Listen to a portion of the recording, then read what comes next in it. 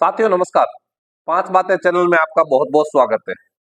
साथियों, आजकल पंचायतों को लेकर के बहुत सारी चर्चा गांव में आप सुन रहे होंगे और उसी संदर्भ में आज पूरी डिटेल से मैं आपको इस पंचायतों के पुनर्गठन को लेकर के जानकारी देने जा रहा हूं। ये राजस्थान के हर नागरिक के लिए जो ग्रामीण परिवेश में बसते हैं बहुत महत्वपूर्ण है।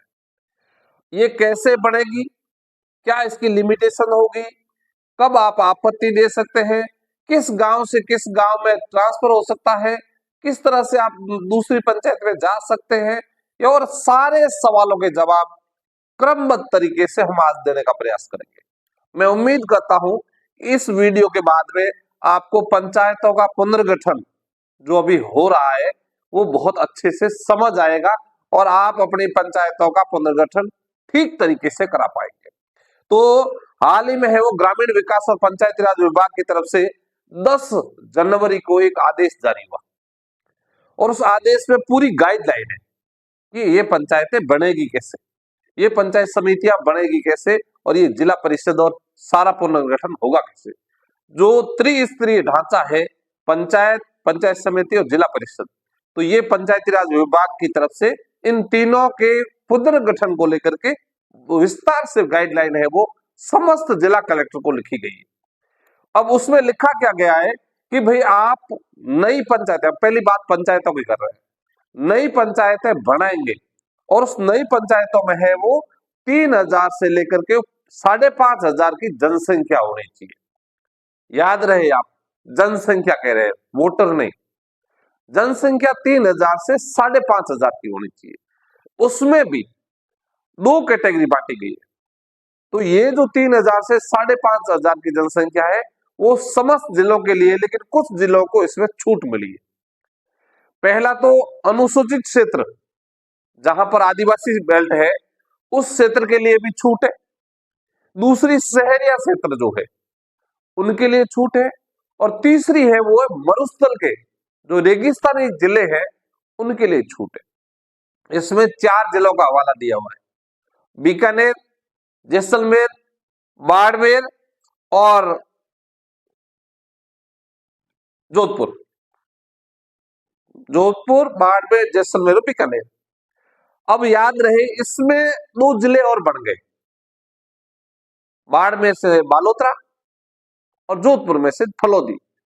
तो ये जो दोनों जिलों के फलोदी और बालोतरा के नाम नहीं लिखे गए, लेकिन जो चुनाव प्रक्रिया है अभी पुराने जिलों के हिसाब से हो रही है, तो इसलिए वो उसमें समाहित है। तो इन जिलों को छूट दी गई है कि इनके 3000 से 5500 की जनसंख्या की लिमिट में छूट रहेगी। तो उसमें जो छूट रहेगी वो है 2000 से अधिकतम 4000। तो अब आप ये समझ सकते हैं कि अगर आप नई ग्राम पंचायत बनाना चाहते हैं तो आपको 2000 की आबादी, ये आबादी का मापदंड है वो 2011 की जनगणना के अनुसार माना जाएगा। तो आपके गांव ग्राम पंचायत अगर नई तैयार करनी है तो वो राजस्व गांव जो मिला करके 2000 की जनसंख्या पूरी करता हो, तो वो रेगिस्तानी क्षेत्र में, शहरिया क्षेत्र में और अनुसूचित क्षेत्र में की जा सकती है। बाकी वालों के लिए जो है वो 3000 और से 5500 की जनसंख्या रहेगी। अब इसमें कुछ कुछ चीजें और शर्तें, आप एक पंचायत से दूसरे पंचायत में रेवेन्यू विलेज को ट्रांसफर भी करवा सकते हैं। अभी एक तो हुई नई पंचायत बनाना, एक हुआ है कि किसी पंचायत से दूसरी पंचायत में जाना।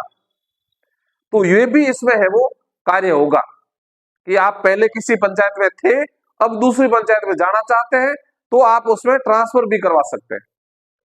लेकिन एक चीज उसमें है वो है दूरी। कहा गया है कि 6 किलोमीटर से ज्यादा दूरी नहीं होनी चाहिए पंचायत मुख्यालय से उस रेवेन्यू विलेज की। जहां जा रहे हैं या जहां भेजा जा रहा है उसकी डिस्टेंस, जो दूरी है वो 6 किलोमीटर से ज्यादा नहीं होनी चाहिए।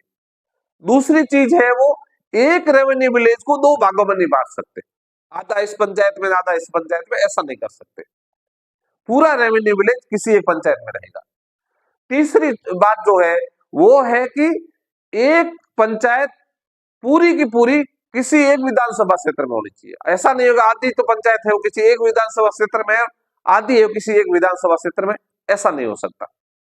तो पूरी पंचायत को विधानसभा क्षेत्र उसका एक होना चाहिए। तो ये 3-4 इसके शर्तें हैं, इन शर्तों के आधार पर है वो आपके पंचायत है वो बनेगी। अब ये पंचायतें बनने का काम कब से शुरू हो रहा है?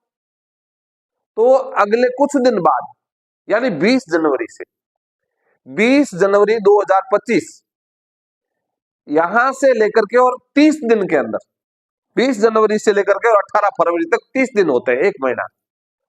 इस एक महीने में इन पंचायतों के समस्त प्रकार के जो आकार लेने का काम है, इसके प्रस्ताव तैयार करने का काम है, ये श्रीमान जिला कलेक्टर महोदयों के निर्देशानुसार जो पंचायत स्तर की जो जितनी मशीनरी है वो सारा ये काम करेगी। तो आप उनसे मिल करके, उनके प्रस्ताव दे करके, पंचायत का प्रारूप दे करके और कह सकते हैं कि हमारी पंचायत इस तरह की होनी चाहिए। तो ये 18 फरवरी तक ये सारी पंचायतें एक तरह से इसका ढांचा बन जाएगा। पहले है उसको अलग करना, बड़ी है उसके 2 भाग करना, इस गांव से उस गांव में जोड़ना, उस गांव से उस गांव में ले जाना, ये सारा काम जो करना है वो 18 फरवरी तक एक बार हो जाएगा। अब 18 फरवरी के बाद 20 फरवरी से आपसे आपत्ति ली जाएगी। किसी का गांव गलत जुड़ गया, किसी को किस बात पे आपत्ति है, कोई चाहता है कि नहीं हम इसमें नहीं रहना चाहते हैं, हम उस पंचायत के साथ जुड़ना चाहते हैं जो सो एंड सो, तो उसके लिए 1 महीना हमारे पास में रहेगा आपकी आपत्ति दर्ज करने के लिए। तो वो आपत्तियां हैं वो ली जाएगी। तो उसके लिए भी है वो 1 महीना 21 मार्च तक, 20 फरवरी से 21 मार्च तक का 1 महीना दिया हुआ है, जिसमें आप अपनी आपत्ति दर्ज कर सकते हैं। आपत्ति दर्ज करने के बाद में 10 दिन है वो उन आपत्तियों का निस्तारण होगा। जितनी भी आपत्ति आई उसका निस्तारण होगा, और निस्तारण होने के बाद 10 दिन जब निस्तारण का हो गया तो उसके बाद 3 अप्रैल से 12 दिन जो है 15 अप्रैल तक सरकार, जिला कलेक्टर महोदय अपनी तरफ से फाइनली करके ये पंचायतों के प्रस्ताव पंचायती राज विभाग जयपुर को भेज देंगे। तो ये नियम, ये प्रक्रिया, ये आपत्ति और ये सारी चीजें। अब मैं छोटा सा इसमें और बता दूं कि पंचायत समितियां कैसे बनेगी। तो पंचायत समितियों के लिए इसमें लिखा है कि 25 पंचायतें होनी चाहिए एक पंचायत समिति में। तो नई पंचायत समितियां भी बनेगी, 25 होनी चाहिए।